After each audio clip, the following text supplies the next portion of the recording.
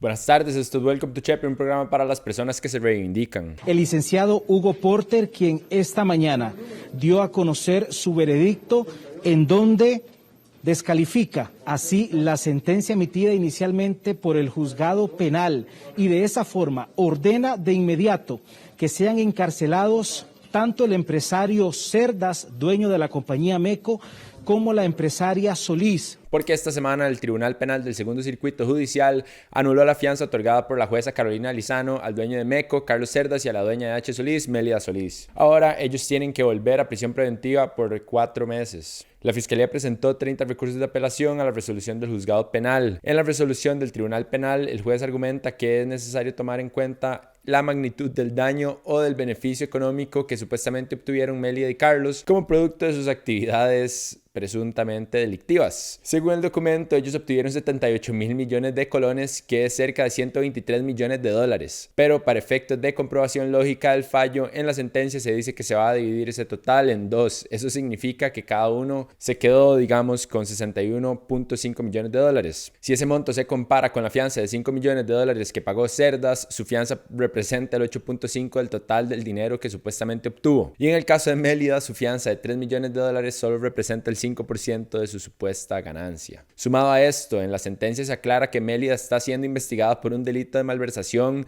2 delitos de fraude de ley, 4 delitos de penalidad de corruptor y un delito de negociaciones incompatibles. Si se llegara a encontrar culpable, se enfrentaría a una pena de 13 a 46 años de prisión. En el caso de Cerdas, él se enfrenta a 7 delitos de penalidad de corruptor, fraude de ley y tráfico de influencias, y si llegara a ser culpable se le pondrían a imponer entre 3 y 34 años de prisión. Además, está vinculado con una investigación en Panamá por hechos similares y por haberle pagado cerca de 9 millones de dólares a funcionarios, supuestamente. Incluso en el documento se lee, y cito: Cerdas es una persona de capacidad económica indiscutible que se le endilga en la posesión o propiedad de aeronaves, que pasa fuera de nuestras fronteras gran parte de su tiempo, que tiene un domicilio en otros países, por lo que se establece un alto grado de fuga y la posibilidad de obstaculizar el procedimiento. Entonces, gracias a todo esto, esta semana el Tribunal Penal concluyó que las medidas cautelares no privativas de libertad no son adecuadas ni suficientes para evitar su fuga, que continúen con sus actividades delictivas y obstaculizar el proceso, como destruir, alterar u ocultar pruebas. Pero bueno, ¿cuántos días han estado libres? Pero bueno, por esta razón es que se emitió una orden de captura en contra de Mélida y Carlos,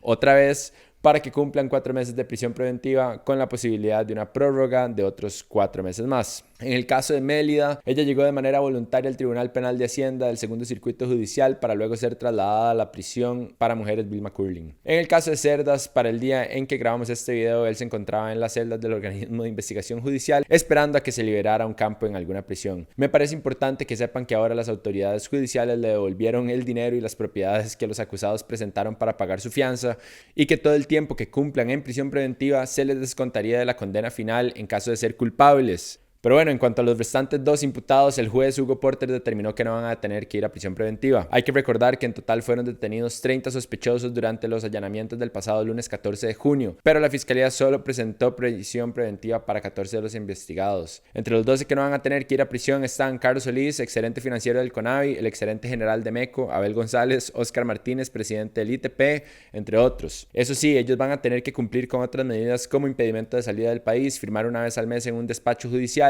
y no tener ningún contacto con los testigos de la investigación. La semana pasada les conté que existía la posibilidad que se cayera el caso Cochinilla, ya que las intervenciones telefónicas del OIJ supuestamente estaban viciadas. Esto porque la exfiscala general Emilia Navas no fue la que firmó las solicitudes de intervención. Pero esta semana el medio de La Nación informó que en apariencia la ley sí permite que las solicitudes vayan sin la firma de la entonces fiscala general. Según explicaron, una resolución del Tribunal de Casación Penal de San José de marzo del 2008 establece que, y cito: el trámite de intervención telefónica puede hacerlo el fiscal general como el fiscal general adjunto, como también puede hacerlo cualquier fiscal en ejercicio de sus funciones en aplicación del principio de unidad de las actuaciones que la ley reconoce expresamente al Ministerio Público. Entonces, parece que no importa que 3 de las 4 solicitudes de intervenciones hayan sido firmadas por fiscales subrogantes, a pesar de que Navas estaba laborando. Pero acá no termina el tema porque según los estados financieros de MECO, entre el 2016 y el 2020, el gobierno de Nicaragua les pagó por adelantado $120.6 millones para realizar obra pública en el país. En total, durante ese periodo, 5 países le pagaron por anticipado $303.9 millones a la empresa, pero Nicaragua fue la que más les pagó. Ellos representan el 40% total del monto. Y les cuento todo esto porque MECO estaba intentando sacar su maquinaria del país hacia Nicaragua. El pasado 10 de julio, la Dirección de Aduanas del Ministerio de Hacienda le confirmó al medio La Extra que esta empresa estaba realizando un fuerte movimiento de maquinaria pesada para sacar esta maquinaria por la frontera de Peñas Blancas. Curiosamente, esa maquinaria no llevaba ningún tipo de rotulación ni logo cuando iba pasando por la frontera, pero en las declaraciones de exportación venía el nombre de la empresa. 3 días después de que se realizó la denuncia, MECO se echó para atrás con los trámites para sacar la maquinaria. ¿Ustedes qué opinan de todo esto? ¿Les parece sospechoso que MECO intentara sacar su maquinaria sigilosamente? ¿Será que Carlos Cerdas es amiguis de nuestro... ¿Será que Carlos Cerdas es amiguis de nuestro vecino dictador Daniel Ortega? Eso estaría muy loco. La semana pasada también les conté que el director del CONAVI, Mario Rodríguez, llevaba mes y medio de vacaciones y recibiendo su salario completo de 3.376.291 colones porque el Consejo de Administración del CONAVI decidió que lo más sensato era enviarlo de vacaciones con goce de salario. Ahora, esta semana, el ministro de Obras Públicas y Transportes, Rodolfo Méndez Mata, confirmó que Rodríguez presentó su renuncia hace 2 semanas y que va a entrar en vigencia a partir del 1 de agosto, ya que el ahora exdirector se quiere acoger a su pensión. Para el día en que grabamos este video, la renuncia estaba siendo tramitada por el área de asuntos laborales del MOPT y el viceministro de Infraestructura, Tomás Figueroa, asumió la dirección del CONAVI. Por su parte, el ministro Méndez Mata aseguró que se sentía dolido con la renuncia de Mario Rodríguez porque, y cito, me parece que él siempre fue un funcionario eficiente y honesto y recuerdo que él fue una de las personas que el 27 de noviembre del 2018 conversó con los funcionarios del OIJ en su despacho cuando ellos acogieron la petición de una investigación cuyos resultados hoy conocemos. Pero bueno, sorry con zorritos, Mario Rodríguez, aunque no fue detenido por el caso Cochinilla,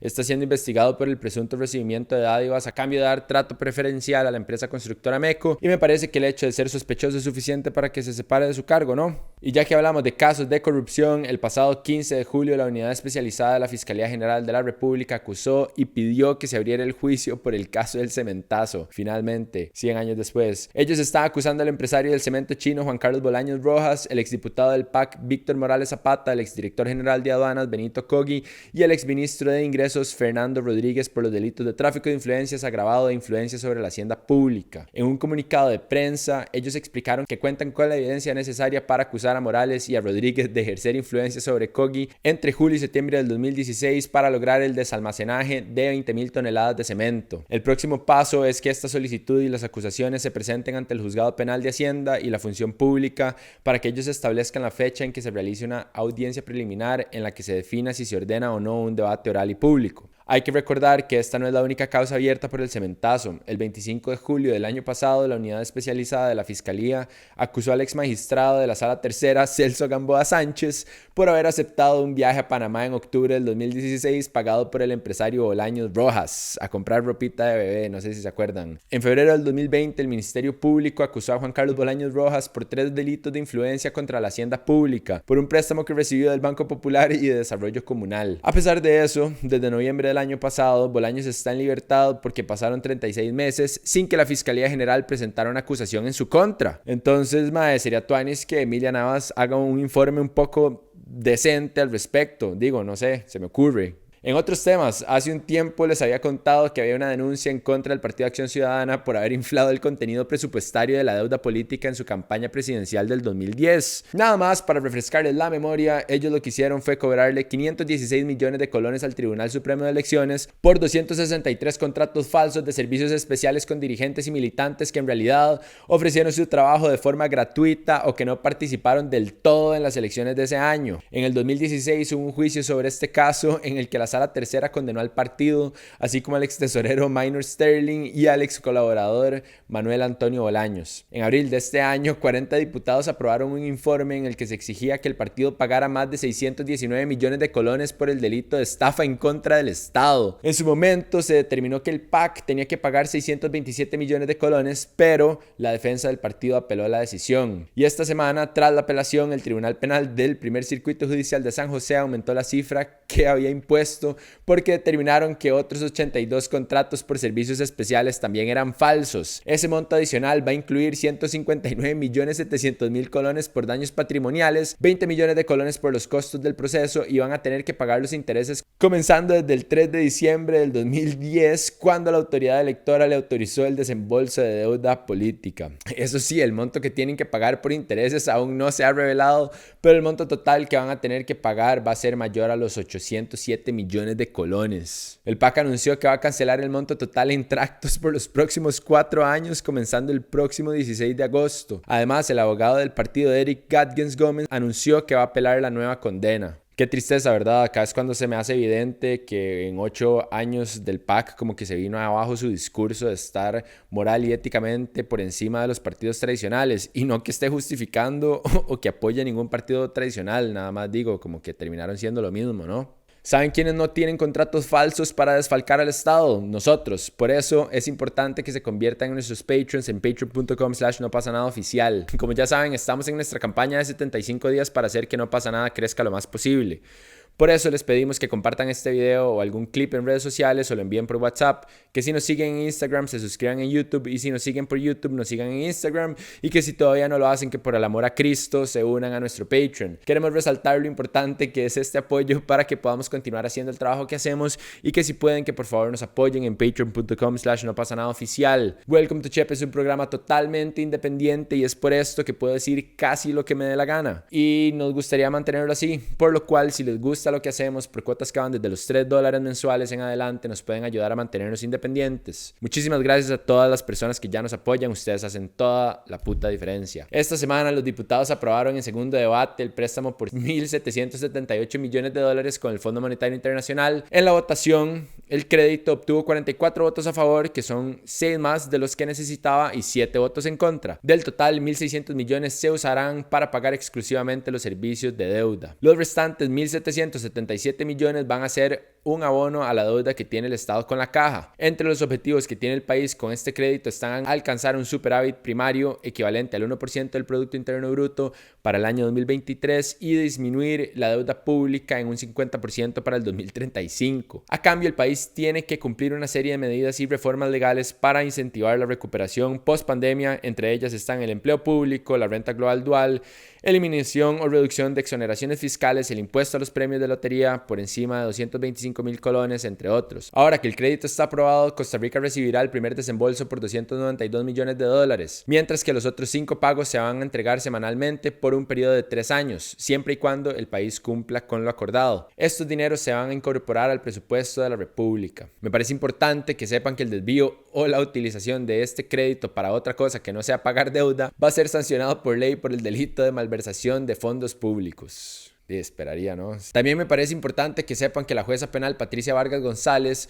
pidió que se le excluyera del proceso de elección que estaba haciendo la Asamblea para convertirse en magistrada suplente de la Sala Tercera de la Corte Suprema de Justicia por ser un proceso viciado. Ella envió una carta en la que se lee, y cito: "Me parece simplemente atroz que no sean mis atestados, mi formación académica o profesional, mi honradez o mi trabajo lo que determine si soy apta o no para el puesto que he concursado, sino el hecho de haber trabajado con alguien que no es del agrado de los y las diputadas por razones que no me atañen de ninguna manera". Y es que al parecer los diputados no la quieren elegir por su cercanía con el ex magistrado José Manuel Arroyo, quien a su vez es el garante ético del gobierno de Carlos Alvarado.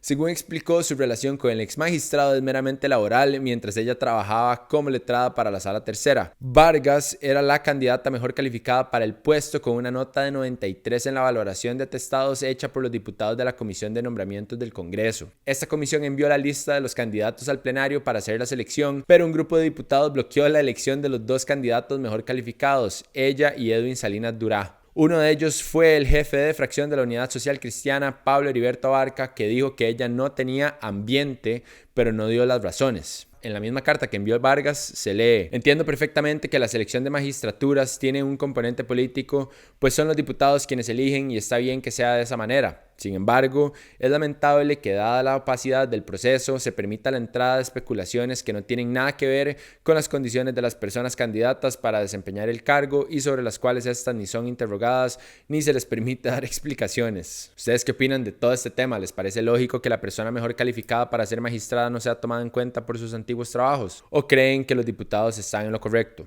Y antes de que contesten esa pregunta en sus cabezas, nada más quiero que se recuerden que Celso Gamboa fue magistrado y ahora está enredado como en un montón de casos súper escabrosos. Pero bueno, en cuanto a la pandemia, en la semana que va del 11 al 17 de julio se reportaron 9.189 casos nuevos. Si lo comparamos con los datos de la semana anterior, hubo una disminución de 0,5% entre semanas. Algo parecido sucedió con el promedio de hospitalizados, que pasó de 908 a 868 de una semana a otra, que es una disminución del 4,4%. Pero esta semana, a diferencia de la anterior, hubo un aumento importante en el número de fallecimientos. Entre el 11 y el 17 de julio se reportaron 94 muertes, cuando la semana anterior habían sido 83. Esto es un aumento del 12% en la última semana. Según el informe semanal sobre el avance de la campaña de vacunación de la Caja, durante la semana que va del 11 al 17 de julio se aplicaron 206.004 dosis de vacuna.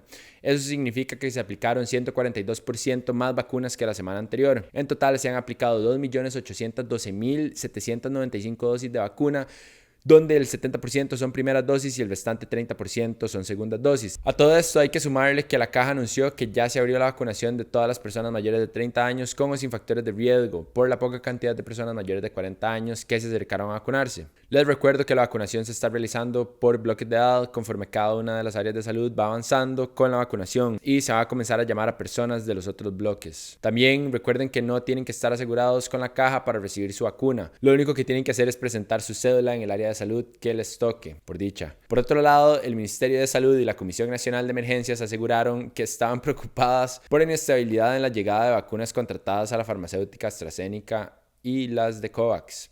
En el caso de AstraZeneca, ellos realizan envíos una vez al mes. El país compró un total de 1.092.000 vacunas, pero solo hemos recibido 408.000. Para el caso del mecanismo COVAX, se compró un total de 2.037.000 vacunas, pero solo se han entregado 172.950 dosis y COVAX no ha dicho cuándo va a ser la próxima entrega. Esta inestabilidad llevó a que el pasado martes la Comisión Nacional de Vacunación y Epidemiología aprobara que en caso de que una persona ya haya recibido una dosis de AstraZeneca, pero que no hayan más en el país, pueda completar su esquema con una dosis de Pfizer. Según datos de la Caja, ellos cuentan con las dosis de AstraZeneca necesarias para completar los respectivos esquemas hasta la tercera semana de agosto. A todo esto, el Instituto Costarricense de Investigación y Enseñanza en Nutrición y Salud detectó los primeros casos de la variante Delta en el país. En total hay 16 casos, 12 de ellos son ticos y otros 4 extranjeros. 7 de ellos ya están recuperados y los otros 9 aún están en proceso de recuperación. Eso sí, ninguno ha sido hospitalizado ni ha muerto. También es interesante que de los 16 casos, 3 de ellos ya estaban vacunados,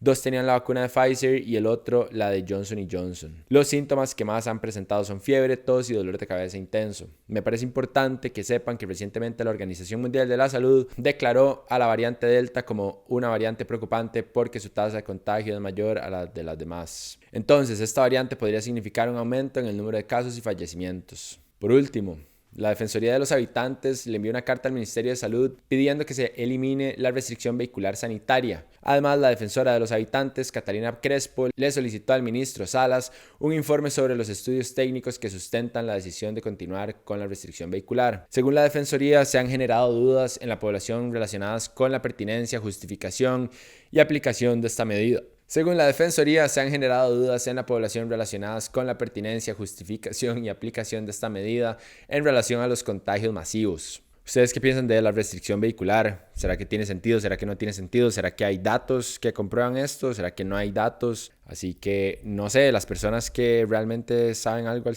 respecto, científicos, técnicos, etcétera, que sepan sobre epidemiología, Ahora el ministerio tenía 5 días hábiles desde que se les notificó para presentar su informe, entonces nos vamos a mantener pendientes con respecto a este tema. En esa misma línea, el jefe de fracción del Partido de Restauración Nacional, Eduardo Cruikshank, propuso que se exima de la restricción vehicular a las personas que ya cuentan con el esquema de vacunación completo. Algo parecido se está aplicando en Francia, donde para entrar a cafeterías, restaurantes, centros comerciales o estaciones de tren hay que tener una especie de pasaporte en el que se dice si la persona ya fue vacunada, si estuvo contagiado o si los resultados le salieron negativos. De nuevo, ¿ustedes qué opinan de esto? ¿Les gustaría que el país aplique un pasaporte sanitario de este tipo? Pero bueno, eso fue todo por hoy. Gracias por ver. Recuerden que estamos en nuestra campaña por los próximos 75 días, por lo cual les pedimos compartir este video, suscribirse en YouTube, seguirnos en Instagram y si ya lo hacen, que por favor nos apoyen en Patreon. Nuestra meta sigue siendo llegar a 800 Patreons y vamos por 202. Y les recuerdo que nos pueden ayudar a partir de los $3 al mes, que es como